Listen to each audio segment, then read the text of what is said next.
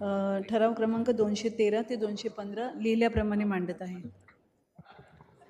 सन्माननीय भारती पाटील यांनी जे ठराव मांडले त्याला मी अनुमोदन देतो. सन्माननीय सदस्य ॲडव्होकेट मॅडम भारती एक मिनिट मला बोलायचं आहे.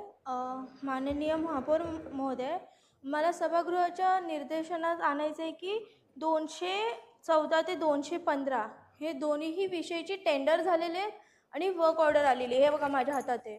तर वर्क ऑर्डर झालेली असून तर हे दोन विषय बारगण्यात यावे, कारण की हे जी काम पावसाळ्यानंतर होणार आहे हे ऑलरेडी अधिकाऱ्यांनी आम्हाला सांगितलं आणि ह्याचा पाठपुरावा केलेला आहे.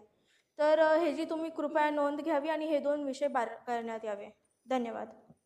महापौर महोदय, मलाही याला बोलायचं आहे. महापौर महोदय, हे विषय अतिशय महत्त्वाचे आहेत.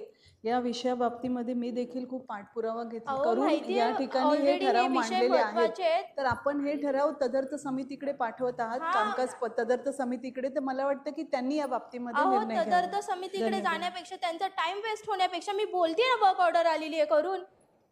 मी बोलते की पावसाळ्यानंतर होणार आहे काम. STP हे आपलं पाईपलाईनचे कामं झालेली, तिथे 10 फीट आधी हे खोललेलं, म्हणून मग तिथे अधिकार बोललेत की पावसाळ्यानंतर होणार आहे काम. मी बोलत असून तुम्ही ऐकत नाहीये. सन्माननीय सदस्य भारती पाटील मॅडम यांनी जे ठराव क्रमांक 213 मांडलेला आहे ते मी महानगरपालिका कामकाज पूरक समितीकडे पाठवत आहे. तर 214 आणि 215 यांची ऑलरेडी वर्क ऑर्डर झालेली आहे, तर ते ठराव बारगळण्यात येतात. महापौर महोदय, एक मिनिट, मला या बाबतीमध्ये बोलायचं आहे की आपण महापौर महोदय अशा प्रकारे कोणतीही शहानिशा केल्याशिवाय अशा प्रकारे माझे प्रस्ताव बारगळू शकत नाही. आपण सदर ठराव मंजुरीला टाकण्यात यावा. ॲडव्होकेट भारती पाटील मॅडम यांनी जे ठराव मांडलेले आहेत ते मी महानगरपालिका कामकाज पूरक तदर्थ समितीकडे चौकशीसाठी पाठवत आहे.